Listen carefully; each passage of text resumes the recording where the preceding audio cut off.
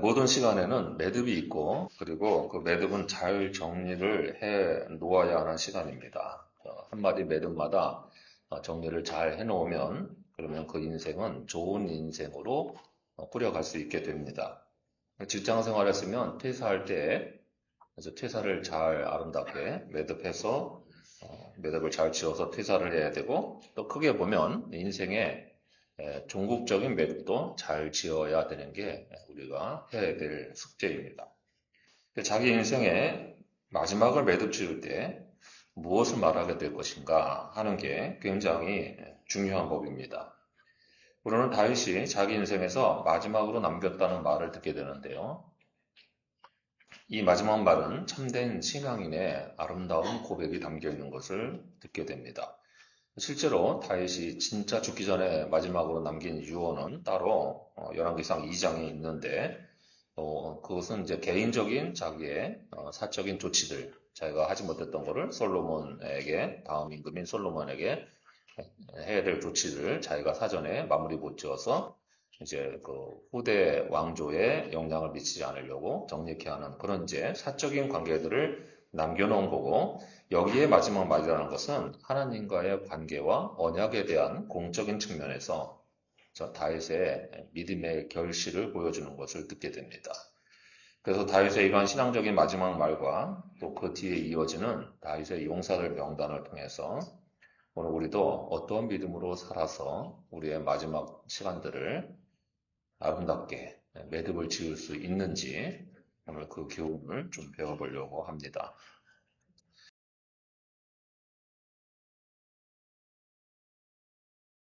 1절을 보시면 다윗은 자신을 이새의 아들이라 부르면서 낮추어서 마지막 말을 시작합니다.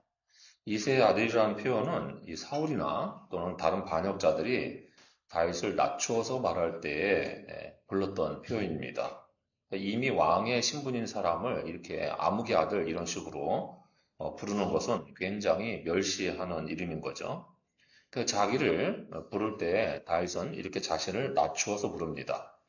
그러니까 자기의 육적인 신분은 세상의 자리는 굉장히 낮추어서 자기 왕인데도 불구하고 나는 아무개 아들에 지나지 않는다 이렇게 낮추어서 말하지만, 그런데 그 다음부터 하나님께로부터 인정받은 직분에 대해서는 굉장히 귀하게 여겨서 그것을 자랑스럽게 이야기를 하는 것을 보게 됩니다. 이렇게 자기의 신분을 말하면서 시작하는 형태의 말은 원래 예언이나 신탁을 받은 사람들이 쓸 때, 말할 때 쓰던 공식 구문이었던 거예요. 일종의 호문어죠. 공식 어구란 말이에요.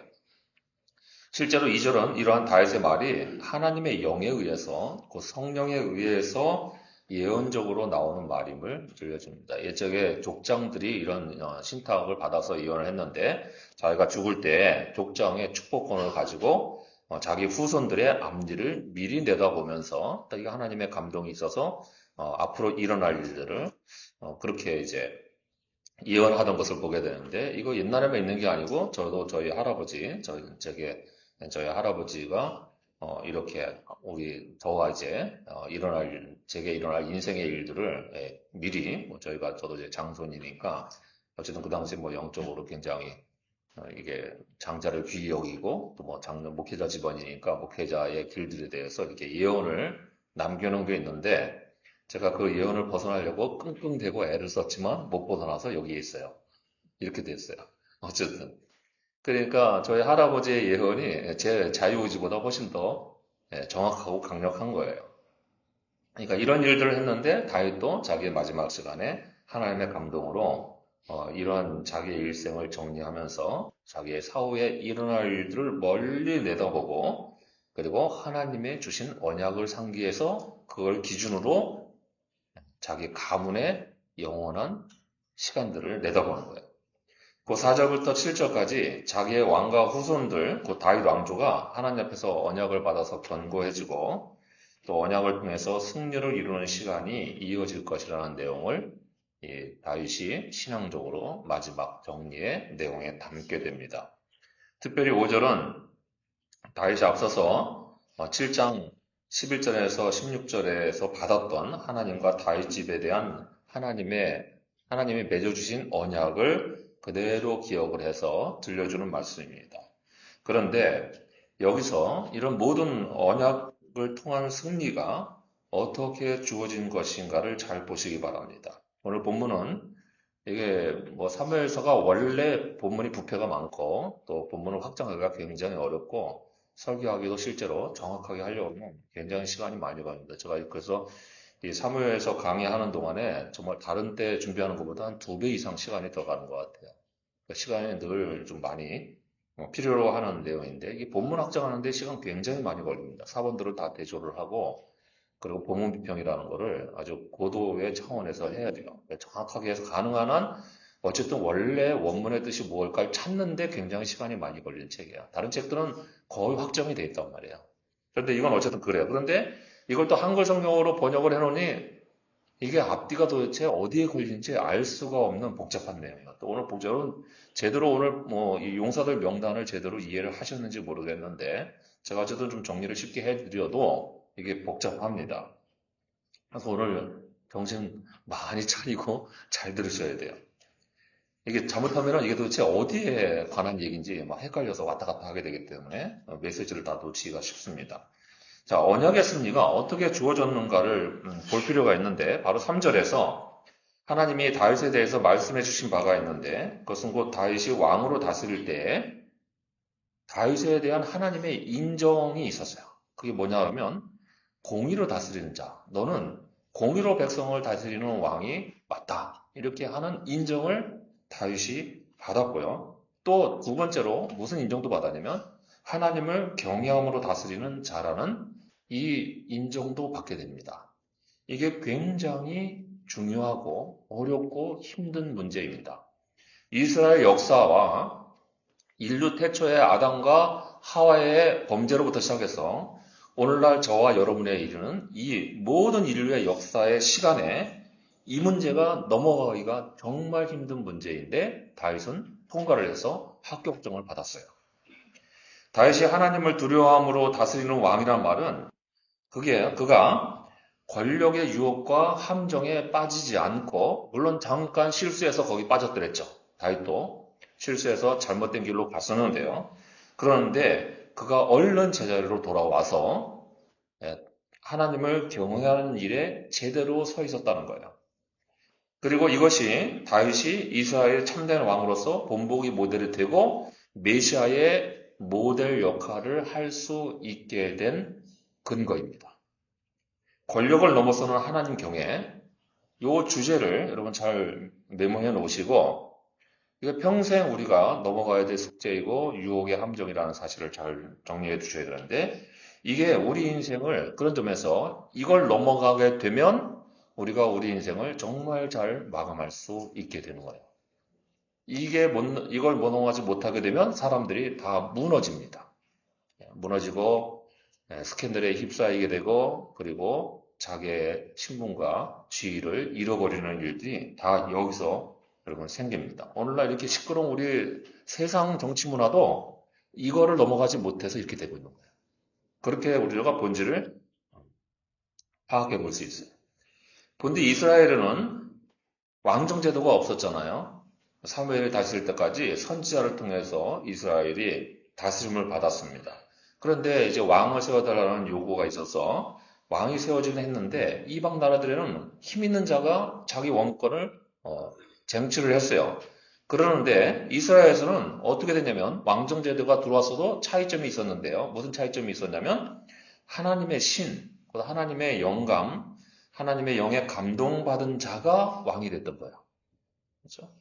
사람들이 왕을 세울 때, 사울을 세울 때 하나님의 영에 감동된 자로서 세워지고요. 다윗도 그렇게 해서 세워졌습니다. 솔로몬은 달라요. 솔로몬은 애초에 태생이 다릅니다. 그런데 그래서 솔로몬부터는 정치적인 왕이에요. 근데 다윗은 정치적인 왕이 아니고 하나님이 기름 부어 세우신 왕입니다.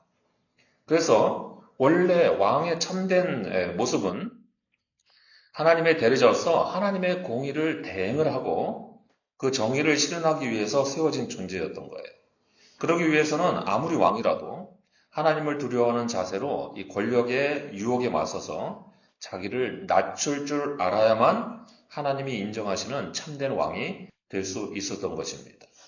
다윗도 한때 바세바의 범죄와 우리아를 살해하면서 이런 권력의 유혹 앞에 무너졌던 사람이기는 하지만 그러나 그가 앞서 자신을 이세 아들로 낮추는 것처럼 기본적으로 하나님 앞에서 자기는 자기를 낮출 줄 아는 겸손을 잃지 않고 있었기 때문에 그래서 하나님이 다윗의 죄를 바로 직시해서 추궁하실 때 다윗이 바로 엎드려서 굴복을 하고 다시 자기 자리로 돌아오는 프로세스를 밟을 수가 있었던 거죠. 그래서 하나님이 이것을 하나님을 두려워하는 경외라고 인정해 주신 거예요. 우리가 다 완벽해서 죄 안 짓고 하나님을 경외하는 게 아니란 말이죠. 죄 짓고 실수하고 잘못할 수 있지만 하나님이 추궁하실 때 바로 겸손히 인정하고 그러는 자는 하나님 앞에 다시 회복을 얻고 하나님이 원하시는 자리로 돌아올 수 있다는 거예요. 자기의 일생 자체가 사실 그렇게 연단을 많이 받았잖아요. 다윗이 이렇게 할 수 있었던 거는 그죠? 뭐 10년이 넘는 10수년이 되는 동안에 엄청난 환란의 시간과 역경의 시간들을 견디면서 그 가운데서 자기를 낮추게 된 거예요. 그러니까 사람이라는 게 항상 육체에 가시가 있든 뭔가 장애가 하나 있든 문제가 하나 있든 뭐가 있어야 하나님 앞에서 낮아지지 그죠? 완벽하게 구비됐다고 하면은 이렇게 낮아지지를 않는 게 우리의 교만한 습성이란 말이에요. 그런데 다윗은 그렇게 연단을 통해서 낮아지고 겸손한 자리에 머물 수 있어서 죄를 지었지만 다시 하나님의 품 안으로 금방 돌아올 수가 있었던 것입니다. 우리는 이 점에서 이 교훈을 어떻게 적용해야 되는지 고민할 수도 있습니다. 우리가 다윗과 같이 왕도 아닌데 무슨 주어진 권력이 있다고 권력의 유혹과 함정 앞에 놓였을까 이렇게 여길 수 있지만 여러분 정확하게 아셔야 될 거는 우리도 알게 모르게 모든 권력의 힘 앞에 노출되어 있는 사람들입니다. 여러분도요 다 권력자예요. 나름대로. 권력의 힘에 영향을 입는 사람들이에요. 교회 안에서도 우리가 받게 되는 모든 직분도 권력이 될 수 있습니다. 제가 교회에서 항상 이 계급 구조와 의식을 그게 스며들지 못하도록 이 하이어라키를 없애려고 저 자신도 그렇게 하고 여러분에도 계속 철저하게 그것을 상기시키고 교육을 시키는 이유는 교회 안의 직분도 일반 교회에서는 전부 계급입니다. 그죠? 우리도 옛날에 지금 안 계셔서 이제 멀리 지방에 가셔서 안 계시지만 옛날에 교회 오면은 누군가 그렇게 소개하는 거 제가 본 적이 있어요. 제가 이렇게 같이 제가 앞에 있는데 이제 교회를 잘 모르시는 분이 왔는데 그분도 뭐 이렇게 교회 우리 교회 많이 나오신 분은 아닌데 그분이 이렇게 소개를 하는데 이러는 거예요. 여기 목사님이야. 교회에서는 목사님이 1등, 장로님 2등. 이러고 소개를 하시는 거예요. 그리고 새 가족도 있고 그분도 있는데 앞에서 제가 대놓고 뭐라고는 할 수는 없어서 그냥 웃고 넘어가긴 했는데 여러분 보통 사람들의 생각이잖아요. 일반적으로. 그러니까 일반 교회에서는 그렇게 다들 생각을 합니다. 그죠? 제가 설거지와 설교는 다 같은 하나님의 사역이라고 여러 번 얘기를 했더니 태클이 많이 들어가서 제가 요새는 못하는데 기본 정신은 그게 맞단 말이에요. 원래 맞던 거예요. 교회 안에 있는 사역은 다 하나님 앞에서 거룩한 일입니다. 구별이 있을 수는 있어요. 목회자가 하는 일과 주방 사역이 뭔가 구별점은 있어요. 근데 차별은 없어요. 근데 이걸 구분을 못해서 사람들이 우리나라처럼 이 서열 의식이 강한 나라에서는 이게 다 권력이 될 수가 있다는 거예요. 그러니까 직분이 권력일 수가 있는 거예요. 또 우리가 가진 재능도 여러분 권력이 될 수가 있습니다. 또 우리의 소유와 지식과 재물이 모두 다 권력이 될 수가 있습니다. 제가 어쨌든 공부를 한다고 조금 했잖아요. 공부를 하는 것도 주변의 사람들에게는 우러러봄의 대상이 될 수가 있었어요. 공부를 좀 잘한다 싶으면 그게 우러러봄의 대상이 돼서 자기도 어느새 그 권력의 함정에 빠져들어갈 수가 있는 거예요. 항상 나는 너희들보다 똑똑해라고 자신도 모르는데 생각할 수가 있단 말인 거죠. 이게 다 권력의 유혹일 수 있는 거예요. 이런 것들이 우리를 무너지게 만드는 유혹의 환경이 될 수 있습니다. 그렇죠? 공부 좀 했다고 친구보다 더 똑똑해. 이렇게 생각하는 게 얼마나 헛된 교만이란 말이에요. 공부도 안 했는데 나는 너보다 똑똑해라고 생각하는 사람도 있어요, 심지어. 그죠? 이거는 미친 거죠. 정신이 제정신이 아닌 거예요. 그런데 그런 함정에 빠지는 거예요. 말은 그렇게 안 하는데 태도는 그렇게 나온단 말이에요. 다른 사람들을 다 한 번에 자기 평가 밑에 두고 자기를 우뚝 세우려고 하는 이게 권력의 유혹이에요. 그런데 이걸 우리가 구분을 못해요. 이게 권력의 유혹이다 하는 것을 구분을 못합니다. 헨리 나우엔이 이런 말을 남겼어요. 여러분, 이게 영성을 추구하는 사람의 입에서 나온 말이니까 그 현대 교회의 부패상을 정확하게 봤다는 거예요. 무슨 얘기냐면 하나님이 주신 권력의 남용이 현대 교회의 가장 큰 약점 중에 하나입니다. 교회가 부패하는 가장 큰 원인이 하나님이 주신 권력을 남용하는 데서 생긴다는 거예요. 목회자는 교회와 공동체를 섬기기 위해서 하나님이 주신 권력을 제한적으로 써야 되는데 다른 모든 부분에서 그 권력을 주장하고 싶어지는 유혹에 빠져서 목회자들이 무너지는 거예요. 그러면 그 밑에 있는 모든 직분들은 뭐 말할 것도 없는 거겠죠. 얼마든지 합리화와 그 다음에 기만이 드러날 수가 있습니다. 자기에게 주어진 힘을 모아서 그것을 남용하면서 주의 일을 한다고 얼마든지 말할 수 있는 게 오늘날 현대교회의 지도자들입니다. 교회를 그리스도인의 신앙인격 형성의 자리로 만들고 그 내면의 부패를 청산하며 좀 더 진실하게 만들려는 노력을 하기보다 개인적인 제국 건설을 만드는 데 혈안이 되어 있는 게 오늘날 우리네 교회들이 다 추구하는 모두 그 대열에 있는 것 같아요. 거기서 반대 방향으로 가려고 하는 사람은 너무나 외롭고 힘들 정도로 모두 다 그쪽을 바라보고 있어서 가끔 그런 생각이 든단 말이에요. 교회에 나가보면 내가 뭔가 이상한 거 아닌가 하는 생각이 들 때가 있을 정도예요. 그런데 그런 사람들은 어떻게 얘기하냐면 훨씬 더 자기네가 하나님의 사명을 잘 성취하고 있다라고 대놓고 이야기를 합니다. 그게 여러분 오늘날 우리가 보고 있는 대형화된 교회의 지도자들이고요. 그들의 일그러진 자화상입니다. 그래서 거룩한 직분이라는 담임 목사의 자리가 때로 권력의 유혹이 모인 함정이기도 해서 대형 교회의 지도자들이 그래서 넘어가고요. 그래서 문제가 생기고 사회의 지탄을 받는 일을 하고 정말 우리는 할 말도 없는 게 우리 교단에서 그 초대형 교회의 담임 목사가 우리가 스스로 정해놓은 헌법도 어겨가면서 세습을 강행하고 그 세습에 반대하는 이들을 숙청하려고 하고 나머지 사람들은 매수를 해서 재판을 뒤엎고 이런 일들을 벌여놓는 게요. 아무리 거룩한 직분이라도 얼마든지 권력의 유혹의 자리가 될 수 있다는 것을 보여주는 그냥 여실한 사례입니다. 빼도 박도 못하는 증거예요. 하물며 여러분 뭐 교회 안에서도 이러고 세상에서는 정치인들은 뭐 하는 사람들입니까? 권력을 그 자체를 추구하고 탐하는 사람들이잖아요. 그들이 다 똑같이 뭐라고 말해요? 난 국민을 섬기기 위해서 이 자리에 옵니다. 라고 얘기를 합니다. 저를 뽑아주세요. 그렇게 얘기하죠. 또 그거를 믿으려고 하는 사람도 여러분이에요. 나라를 위해서 내가 봉사하겠습니다. 그랬는데 그 말을 액면 그대로 믿는 사람들이 여러분이라고요. 저는 안 믿어요. 저는 의심이 많은 사람입니다. 세상에 대해서는. 그래서 웬만하면 정치인들의 말은 99%안 믿습니다. 1%도 믿을 수가 없는 것 같아요. 집안에 혹시 정치하는 분, 친척, 가족 계신 거 아니죠? 우리 교원 중에. 저한테 조용히 와서 목사님 좀 상가해 주세요라고 태클을 걸어주세요. 그러면 여러분 권력을 추구하는 게 만몬신의 유혹이에요, 여러분. 왜 만몬신이 돈의 신이냐면 돈이 권력의 정점에 있으니까 그 돈으로 뭐든지 할 수 있으니까 정치 권력을 휩쓸려는 사람들이 돈이 뒤에 있으니까 그러는 거잖아요. 그러니까 여러분 그걸 생각해 보면 교회 안에서도 여러분 남에게 더 인정받으려는 것도 권력의 유혹입니다. 그렇죠? 뭘 해놓고 누가 인정 안 해주면 서운해서 삐지는 것도 그것도 뭐 권력의 유혹에 빠진 사람의 증상인 거잖아요. 그러니까 이걸 생각해 보면 여러분 그렇게 되면 하나님이 이 땅에서 하나님이 원하시는 바른 뜻과 공의를 실현하는 사명 우리에게 모두가 다 이게 있어요. 왕만 이런 사명을 부여받는 게 아니고 우리도 한 교회 공동체 안에서 그죠? 하나님 앞에서 바른 뜻대로 살아야 될 의무가 있는 사람들입니다. 그걸 실현해서 공동체를 예쁘게 세우라고 사명을 주신 거예요.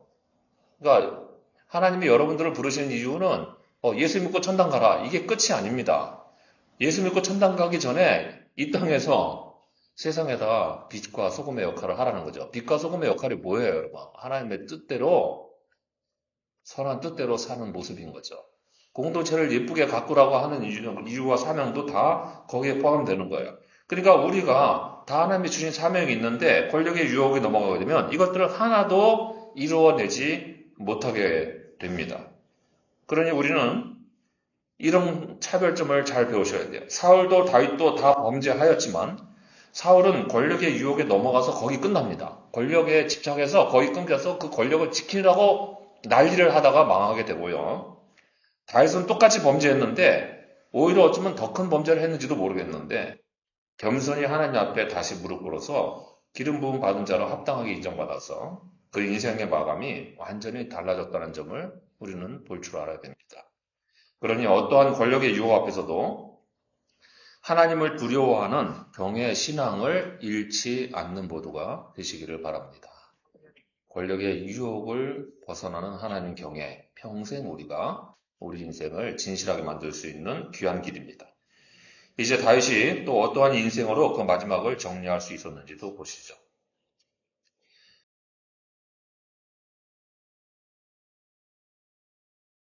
8절 이하에는 다윗의 용사들 명단이 열거됩니다. 자, 우리가 여러 번 봤잖아요. 뭔가 어떤 누군가에 대한 기록을 정리하고 뒤에다가 명단 기록을 남기는 이러한 수사 기법을 수법을 우리가 많이 보았는데 이것은 무슨 얘기냐면 다윗의 왕정이 그만큼 견고하게 세워져 있다는 점을 들려주기 위한 것입니다. 시간적으로 여기에 거론된 이름들은 초기 때의 내용도 있어요. 다윗이 마지막 말을 할 때에 이 명단을 다 정리해 놓은 이유는 바로 이런 목적 때문이에요. 그런데 일단 이 용사들 명단이 복잡하니까 제가 그냥 간단하게 굉장히 사실 세부적으로 복잡한 내용을 담고 있는데요. 그걸 오늘 다 보려고 그러면 우리가 한 일주일 동안 부응해야 될 것 같고 그래서 이제 한 번만 좀 터치하고 넘어가면 이렇게 대략 이렇게 세 부류입니다. 자, 첫 번째는 요셉 바세벳. 이건 원래 이름 아닐 거예요. 다른 이름이 따로 있는데 어쨌든 요셉 바세벳. 그 다음에 엘르아살 삼무하로 구성된 으뜸 삼용사가 있었어. 삼총사. 최고 삼총사. 이렇게 삼총사 그룹이 있었어요. 그렇게 있고 그 다음에는 아비새와 분야야. 우리가 잘 알고 있는 이름들이죠. 그동안 이제 다윗 왕조에서 혁혁한 역할을 하고 거론이 많이 됐던 사람들이죠. 그러니까 있고 그다음에 의외로 이름이 밝혀지지 않은 한 명의 무명인이 있어요. 그 사람 포함해서 버금 삼용사가 있었어요. 둘째 가는 삼용사. 이렇게 명단이 있었어요. 이들이 모두 뒤에 나오는 30인 특별부대의 우두머리들입니다. 복잡해요, 관계가. 자, 으뜸 삼용사 3명 있고, 그죠? 으뜸 삼용사 3명 있고, 그 다음에 버금 삼용사 3명이 있어요.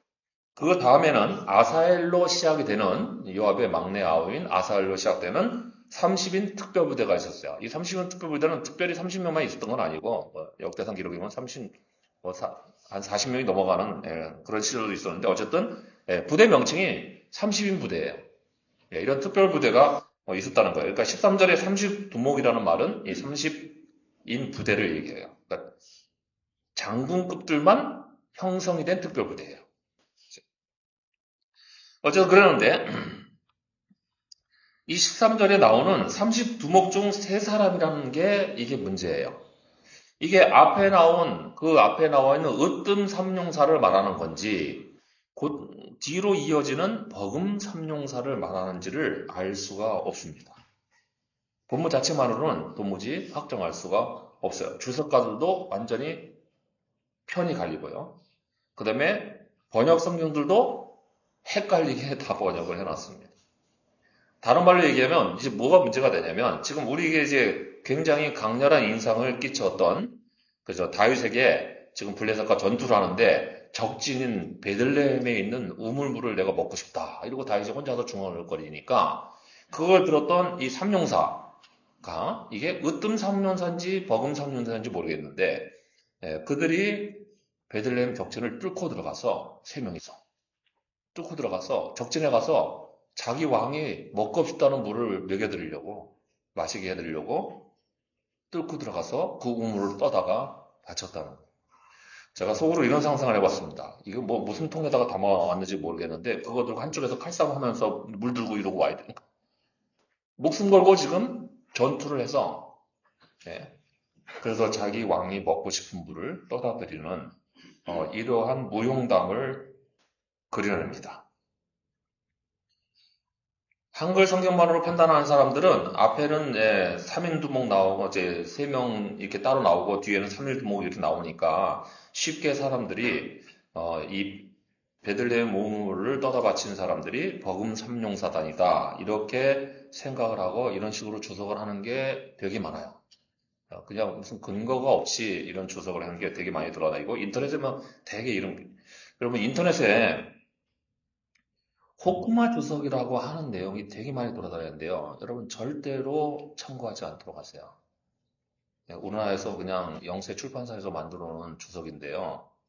그러는데 어디서 좀 권위 있다 하는 것들을 이렇게 주워다가 짜집기를 해서 주석을 해놨는데 근데 그 중에 한 반 정도는 오스르티가 있는 게 많고 나머지 반 정도는 그냥 자의적이야 막 아무런 근거 없이 좀 모르게 이데올로기 입장에서 막 해놔서 엉터리인데 우리가 그걸 구분을 못 하잖아요. 그러니까 어느 게 진실인지 어느 게 거짓인지를 알 수가 없는데 저는 이게 좀 너무 안 좋은 게 이 편집을 했던 이 주석 편집자들이 뭐가 부정확한 정보인 줄을 알면서도 의도적으로 한 정황도 포착이 돼서 하여튼 인터넷에 여러분 조금 내용을 다룬다, 좀 다루고 있다 싶어서 여러분이 검색해서 나오는 모든 것들은 다 호쿠마 주석이에요. 전부 부정확하다. 이렇게 좀 생각을 하시고 정리해 놓으셔야 돼요. 근데 어쨌든 그 주석에서도 그렇게 얘기를 하고 그냥 뭐 하여튼 그렇게 다 얘기를 해서 잘못된 식으로 돌아가는데 여러분 이 점을 생각해 보세요. 이 무용담을 기록해 놓은 목적, 다윗의 마지막 인생을 정리하는 말을 하고 그다음에 다윗의 왕조가 그렇게 굳건하게 세워졌다 하는 이야기를 하려고 할 때 정말 으뜸 가는 무용담을 기록한 거잖아요. 그렇죠? 여러분 누가 이렇게 충성스러운 부하들이 있어요? 누가 그렇게 용맹한 부하들이 있어요? 그러니까 이런 상태에서 이 무용담 자체가 으뜸 가는 기록으로 남겨진 거라면 당연히 이게 으뜸 가는 삼룡사가 그런 일을 했기 때문에 그를 으뜸 삼룡사로 치겠죠. 그러니까 우리가 추정상 이렇게 추정해 보는 게 합당할 거예요. 그러니까 한글 성경만 보고 보면은 여러분이 판단할 때는 이 버금 삼룡사가 이런 일을 했다라고 보일 수 있게끔 우리 개혁 성경은 번역이 되어 있어요. 그래서 제가 이제 본문 살피기 해오라고 했더니 폐가 완전히 갈라져 가지고 이게 으뜸 삼룡사 뭐 일부 그다음에 버금 삼룡사 일부 이렇게 기록이 되어 있더라고요. 아까 제가 정선장님께 한식을 여쭤보니까 어떻게 어떤 근거를 하셨을 때 찍었어요. 그래서 잘 찍으셨어요. 찍는 것도 기술이고 실력이라서 찍으려면 정답을 잘 맞춰야 돼요. 확률이 51%가 넘어야 됩니다. 어쨌든 왜냐면 이게 무슨 얘기냐면 이게 맞는 거예요. 히브리 성경으로도 본문 자체로는 헷갈립니다. 알 수가 없어요. 어쨌든 중요한 점은 어찌되었든 간에 적절을 돌파하고 이 베들레헴 우물을 구해 바친 사건을 보면 여러분 이게 무슨 사건이냐면 다윗과 그 부하들과의 진심 어린 관계. 그죠? 그냥 공적인 관계로만 엮여져 있지 아니하고 마음이 통하고 애정이 담겨져 있는 관계가 있었다는 것을 알 수가 있습니다. 그렇게 자기 부하들의 희생을 받게 된 이 적진의 우물을 받아들고는 다윗이 말을 잘못했다고 느끼게 되죠. 아, 이게 내가 부하들의 목숨을 내다 버릴 말을 잘못했구나 하고는 이것을 마치지 않고 하나님께 부어서 봉헌을 합니다. 그렇게 하고 자신은 하나님만을 바로 숨기는 자세에서 벗어나지 않겠다고 왕의 권력을 이용해서 부하들의 목숨을 담보를 해서 내 갈증 하나 풀자고 하는 일은 절대로 해서는 안 되겠다라고 깨달음을 얻는 모습을 보여주게 되는 거죠. 이것은 반면에 다윗이 자기 부하들에 대한 또 왕으로서의 애정을 잘 보여주는 대목이죠. 그렇죠? 그래서 그가 하나님의 대리자로서 공의로 다스렸다고 인정을 받는 거예요. 그리고 하나님을 두려워하는 왕으로 남게 된 거죠. 하나님이 주신 권력 가지고 이렇게 해서는 안 되겠구나라고 하는 깨달음을 지닌 왕이 되었다는 거예요. 그러니까 하나님과 사람 앞에서 신실한 관계가 그게 바로 공의예요. 여러분 그렇게 생각을 정리해 보셨더랬어요. 사람과 하나님에 대해서 그 관계성에 있어서 신실함을 유지하는 것이 하나님이 우리에게 원하시는 공의라는 사실을, 그죠? 정의, 공의라는 사실을 여러분 생각해 보셨나요? 이게 바로 다윗의 일생이 하나님 앞에서 인정받은 자로서 마감될 수 있었던 귀한 자산이었던 겁니다. 다윗이 이렇게 하나님 앞에 기름 부음 받은 자로서 인정받는 일에 성공할 수 있었던 것은 어쨌든 이렇게 무조건적으로 왕을 위해서 충성을 다할 수 있었던 용사들 덕분이었다고 지금 본문이 명단을 통해서 들려주는 거예요. 그래서 사무엘 하서는 그 마지막 부분에서 다윗의 찬양시와 또 마지막 말을 정리해 놓으면서 여러분 이런 구조로 간단한 구조로 배치를 해서 기원을 남기고 있습니다. 슬라이드 한번 보시면 금방 이해가 되죠.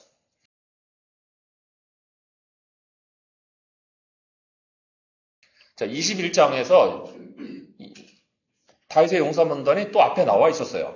그래서 우리가 지난번에 봤잖아요. 그 사이에 다윗의 노래와 마지막 말이 들려주는데 거기에 내용이 뭐냐면 언약을 통해서 승리를 이룰 수 있었다 하는 얘기예요. 그리고 또 그 다음에 다윗의 용사 명단이 이루어지는 거죠. 이 용사 명단이 들려주는 이유는 하나님이 주시는 언약을 통한 승리가 견고하게 세워질 거다인데 이 용사들을 통해서 됐다는 거예요. 용사들과의 관계를 통해서. 다윗이 용사들과의 관계를 신실하게 잘 맺어놓고 용사들도 다윗과의 관계를 신실하게 가졌던 사람들이었기 때문에 이 언약의 승리가 이루어질 수 있었다고 하는 거죠.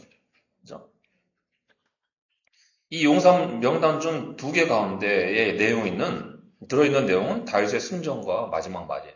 그래서 다윗이 앞에서 먼저 승전가를 얘기하고 다윗의 노래는 승전가 노래, 지난번에 봤던 다윗의 승전가 노래이고 그 다음에 마지막 말은 오늘 우리가 읽은 이 공적인 언약 고백. 이 두 가지가 다 이렇게 용사들의 도움을 통해서 이루어졌고 용사들이 그런 도움을 다윗에게 줄 수 있었던 기본적인 기초 바닥은 다윗과 그 용사들 사이의 관계의 신실함. 그 신실함이 여러분 성경에서 말하는 헤세드입니다. 헤세드는 그 신실함이 없으면 안 채워져요. 그렇죠? 그 관계의 신실함이 바로 헤세드이고 그 헤세드는 바로 다윗이 하나님과의 언약에 신실했기 때문에 곧 다윗이 하나님의 기름 부음 받은 자로서 사명에 충실했기 때문에 왕이지만 부하들과의 관계에서 애정을 가득 채우며 진실한 관계로 세워질 수가 있었던 거예요. 왕이 만약에 자기 인간적인 권력의 유혹에 넘어가서 그 권력만을 움직이는 사람이었다면 부하들이 이렇게 마음으로 동의하지 못하죠. 그렇죠? 따라오지는 그럼 못하는 거예요. 그러니까 이거는 설계의 원고에 없던 건데요. 없던 거니까 추가로 그냥 들으세요. 그러니 여러분이 제가 시키는 일만 하고 있다 그러면 제가 목회를 잘못한 거예요. 그렇죠? 제가 안 시켰는데 여러분이 뭔가를 더 하면 여러분 그거는 제가 바로 행하고 있는 거예요. 그렇게 말해도 되나? 그렇게 생각도 한번 해보세요. 원리만. 우리가 이 용사 명단에서 분명히 배워야 할 점은 다윗에게 베들레헴 우물을 구해 바친 세 용사는 그저 다윗이 내리는 명령이나 이행하는 정도의 사람들이 아니었다는 거예요. 그게 아니라 다윗이 마음속에 혼잣말로 품고 있던 소원도 이루어 주려고 목숨을 내거는 사람들이었다는 거죠. 이게 바로 신실함의 모범입니다. 사랑하고 아끼게 되면 시키지 않는 짓도 다 합니다. 원래가 그렇게 다 하잖아요. 그렇죠? 제가 그래서 그러잖아요. 결혼을 해서 분가를 했는데 제가 어제 우리 제자훈련 하면서 그런 공부했는데 독립채산자들 분가하면 그죠? 나가서 경제적으로도 독립채산제 해야 되고 관계면에서 독립채산제 해야 되잖아요. 근데 결혼해서 나가서 어떻게 합니까? 자기 배우자를 위해서 자기가 살던 집에 부모님 것들을 다 훔쳐서 가져나갑니다. 네. 그 상대방이 시켰겠어요? 안 시켰는데 갖다 바치는 게 그게 하는 일들이에요. 자식 아무리 키워봤자 소용이 없는 게 이런 시간이죠. 나중에 어떻게 해요? 애를 들고 와서 앵깁니다. 지네가 길러야 되는데 할머니, 할아버지 길러주세요. 이렇게 하고 들어와서 앵기면서 또 부모의 노후의 시간을 뺏어갑니다. 참 잔인한 게 자식들의 처사예요. 이렇게 한다. 그것도 좋다고 또 해주는 게 부모들입니다. 계산상 답이 안 나오는 관계죠. 근데 그게 여러분 했어야 돼요. 그게 여러분. 그래서 우리는 여기 이 신실함에서 이러한 적용 원리를 하나 배울 수 있어야 됩니다. 곧 어떤 관계든지 기본적으로 갖추어야 될 자세에 기본적으로 갖춰야 될 자세가 있겠죠. 거기다가 플러스 애정을 더하면 그게 신실함과 진정성이 됩니다. 그리고 그게 헤세드가 돼요. 헤세드는 원래 자비가 들어가 있는 긍휼과 그렇죠? 사랑이 들어가 있는 개념이에요. 말 자체가, 용어 자체가. 그러니까 여러분이 기본적으로 갖추어야 될 자세에다가 최소한의 자세죠. 그 기본적으로 갖추어야 될 자세에다가 애정을 더하면 헤세드가 완성이 돼요. 왕과의 관계에서 기본적으로 갖춰야 될 자세가 무슨 마음입니까? 왕한테는 뭐가 필요해요? 신하로서? 충성심이 필요하죠.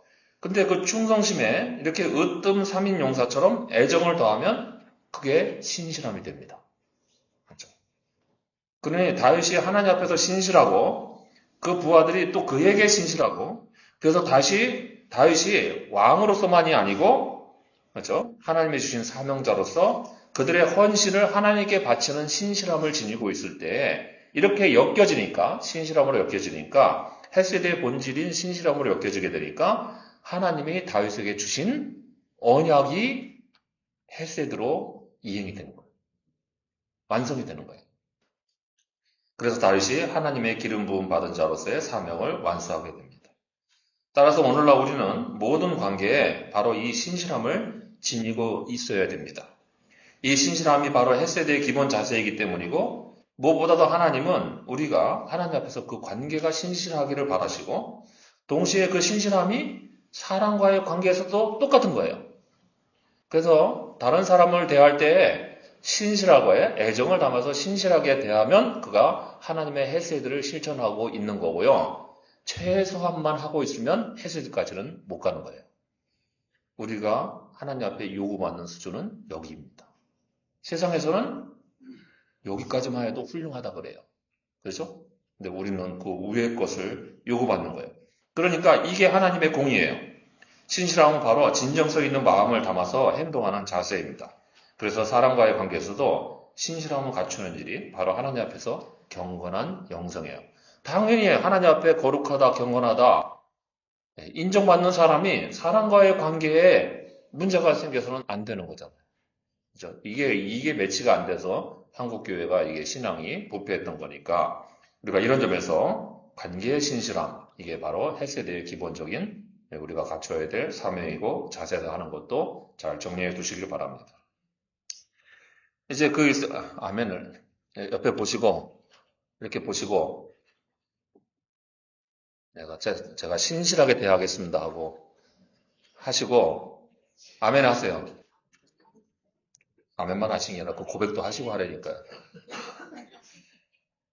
자, 이따가 다시 합시다.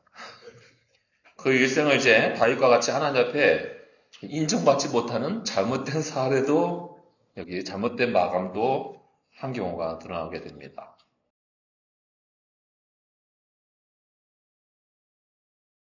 자, 39절. 다윗의 용사 명단의 총수가 몇 명이라 그래요? 37명이라 그럽니다. 그런데 이 39절의 마지막 보고가 좀 특별하게 이상합니다. 먼저 오늘 본문의 용사 명단에서 언급된 이름이 실제로는 여러분 세어보셨는지 모르지만 36명이에요. 정말 제가 질문하지 않았는데 굳이 36명이라고 찾아서 적으신 분이 있어요. 본문 살피기에. 제가 그것까지는 안 물어봤잖아요. 세보라고는 안 했는데 그게 헤세드예요. 자, 세어봤더니 실제로 거론된 사람은 36명인데 하고 퀘스천 마크 붙여서 답을 하신 분들도 있어요. 몇 분이. 그리고 칭찬받을 만합니다. 근데 36명이에요. 근데 이게 중요한 이유가 자, 24절에서 39절까지 30인 특별부대 명단에는 실제로 31명이 나와요. 이것도 좀 다르잖아요. 네, 그렇게 나와요. 그리고 본문 이제 39절처럼 총수가 37명이 되려면 어떻게 되냐면 버금 3용사 명단에 왜 한 명이 이름이 안 나왔다 그러잖아요. 네, 거기에 한 명이 들어가야만 돼요. 근데 여러분 여기에 당연히 들어갔어야 될 누가 빠졌어요? 요압이 빠졌잖아요. 그러니까 요압이 거기 들어가 있어야 모두 실제 37명이 됩니다. 그런데 이 명단에 이렇게 줄줄이 37명이나 언급하면서도 요압을 빼요. 요압까지 포함해야 37명이 되는 걸 뻔히 알면서도 굳이 버금 3용사 명단에 안 집어넣어요. 당연히 요압이 그죠? 30일 특별부대에 제일 먼저 나오는 그죠? 아사엘보다는 당연히 위에 있어야 될 거니까 버금 3용사 명단에 들어가야 되잖아요. 또 거기 아비새도 들어가 있어요.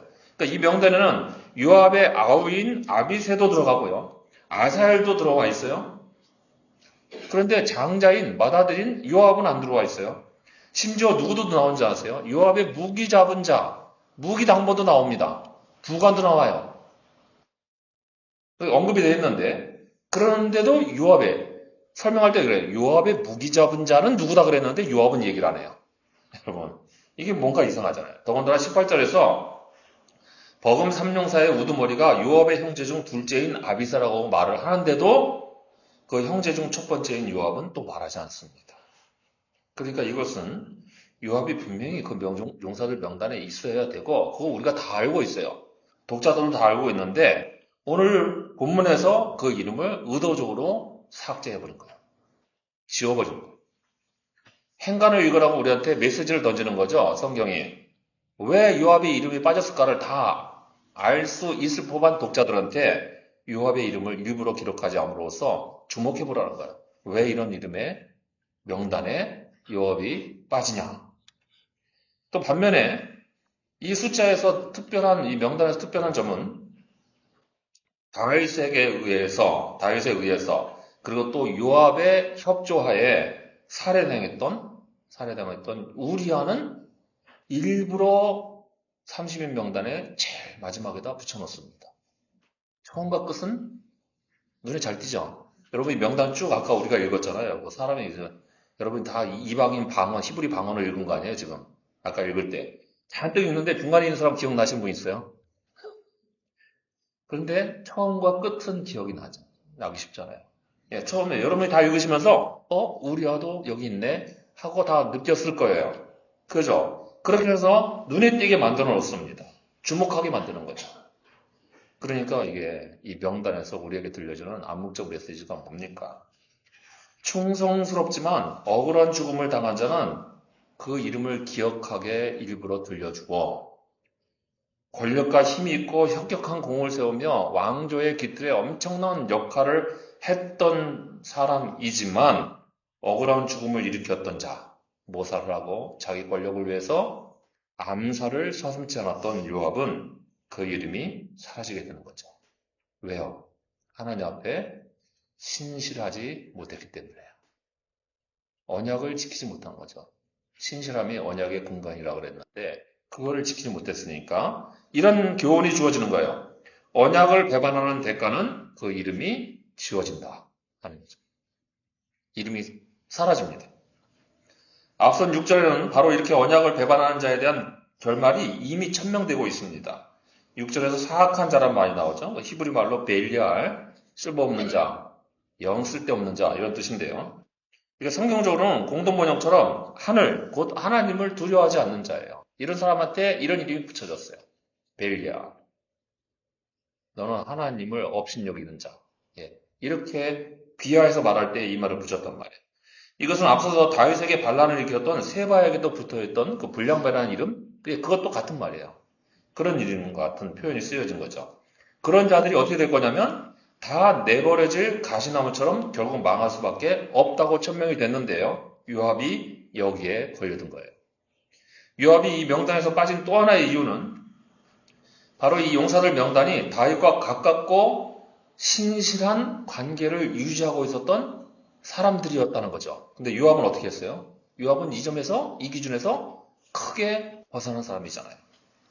요압은 충성하기는 했지만 다윗에 대한 애정이 아닌 자기를 위한 것이라서 그는 언약에 신실지 못한 자로 그 이름이 빠진 거예요. 그래서 여러분, 충성심만 가지고 안 되는 거예요. 거기에 애정이 들어가요. 언약을 배반하는 대가는 이름이 지워지는 것이라 했는데요. 이름은 후세에 계속되는, 존속되는 존재 의미입니다. 이 이름을 짓는 이유는 그 이름이 계속 짓는 거예요. 그래서 아무개 아들 누구 이렇게 부르잖아요. 예, 히브리인들이. 그렇게 불렀던 거는 그 아버지의 이름이 자식 세대에서 살아남게 하는 거예요. 그러는 거죠. 우리도 옛날에 그렇게 했어요. 옛날에서 그 동네 이렇게 다니면 그죠 곤방대 이렇게 등에다 꽂고 다니시는 분들이 그 애들이 인사 깍듯하게 안 하잖아요. 배꼽 인사 딱 안 하고 그러면 그 할아버지도 뭐라 그랬어요? 네 애미 애비는 누구냐 데리고 와 이랬잖아. 그죠? 그러니까 그게 그렇게 중요한 거예요. 공동체 문화에서는.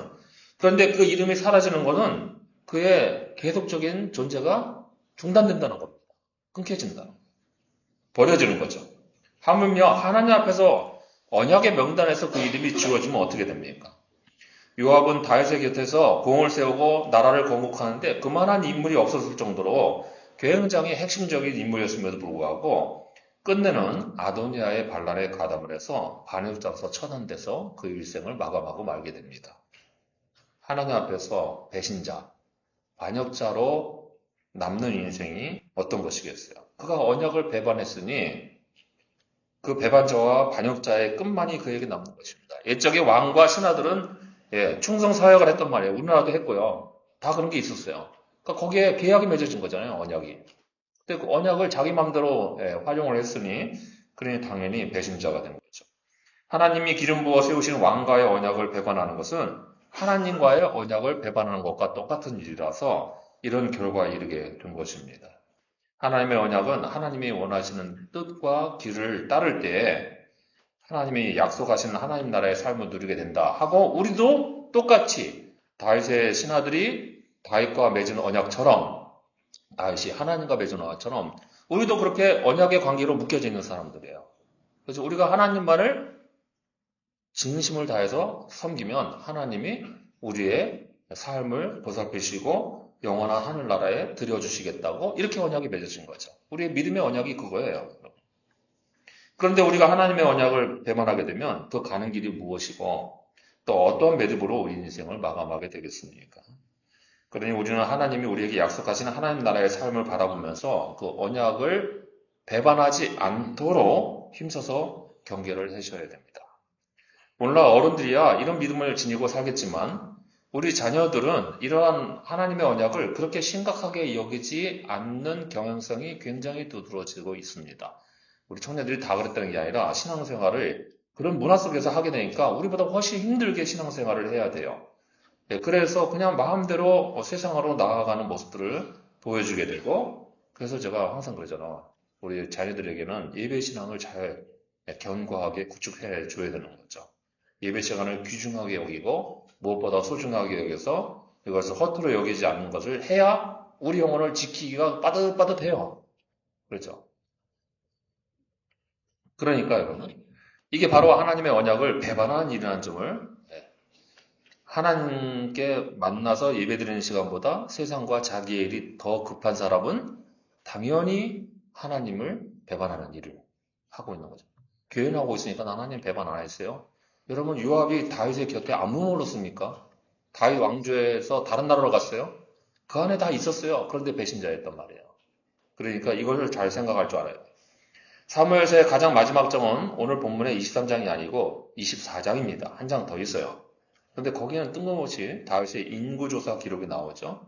그러니까 이것은 부록은 아니고 사무엘서의 대단원을 피날레로 기록하는 의미로서 사실상 성전 건축의 장소를 연결하는 기록이 거기 나와요. 그러니까 이것은 이미 전에 말씀을 전한 바 있어서 오늘로 이렇게 사무엘 하서를 마감하게 되는데요. 이게 사무엘서의 대미 장식이라면, 그죠? 24장이 성전 건축 장소가 지정되는, 위탁되는 그 장면이 사무엘서 전체의 대미 장식이라면, 다윗이 이렇게 그 역할을 잘 감당해온 기름 부음 받은 자의 사명에 충실했기 때문에 다윗에게 성전 건축의 장소가 위탁이 됐다는 거예요. 성전이 뭐예요? 무슨 자리예요? 언약의 장소죠. 언약의 자리. 그렇죠? 그래서 다윗이 언약을 붙잡은 사람이고 그 언약으로 인해서 이렇게 모든 역경과 반란과 전투에서 이기고 아름다운 메시아 대면까지 바라보면서 인생의 매듭을 정리를 하고 그리고 승리로 마감을 할 수 있게 된 것입니다. 그러니 우리도 다윗과 같이 세상의 어떤 힘과 권력의 유혹 앞에서도 오직 하나님의 언약에만 신실한 태도로 언약을 통한 승리를 이루어서 그 승리를 채우고 우리 인생을 마감할 수 있는 귀한 삶을 살 수 있기를 바랍니다. 기도하겠습니다.